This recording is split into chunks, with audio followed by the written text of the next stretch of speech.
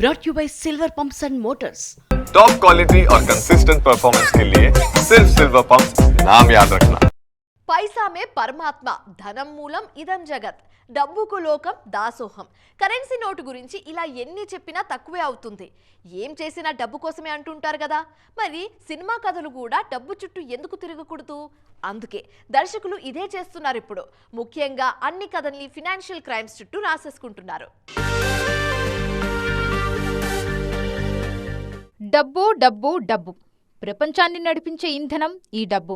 అందుకే మన దర్శకులు కూడా ఈ కాన్సెప్ట్ సినిమాల వైపు అడుగులేస్తున్నారు. ఇప్పుడు కొన్నేళ్లుగా మన దగ్గర చాలా కథలు డబ్బు చుట్టూ తిరుగుతున్నాయి. అందులో విడుదలకు సిద్ధంగా ఉన్న కుబేరా ఒకటే.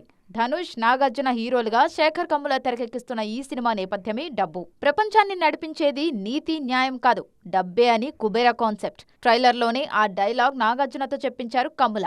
డబ్బు చేసే దారుణాలన్నీ ఈ కథలో ఉన్నాయి. అలాగే గతేడాది బ్లాక్ బస్టర్ గా నిలిచిన లక్కీ భాస్కర్లోనూ హీరో దుల్కర్ సల్మాన్ చేసేది బ్యాంకింగ్ క్రైమ్. వెంకీ అట్లూరి తెరకెక్కించిన ఈ చిత్రానికి విమర్శకుల ప్రశంసలు కూడా వచ్చాయి. వరుణ్ తేజ్ హీరోగా కరుణ కుమార్ తెరకెక్కించిన మట్కా కూడా ఫైనాన్షియల్ క్రైమ్ కథే.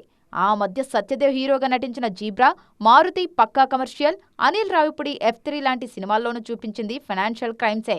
డబ్బు ఎక్కడుంటే అక్కడ సమస్యలతో పాటు నేరాలు కూడా జరుగుతుంటాయి. వాటినే సినిమాలుగా తీస్తున్నారు మేకర్స్.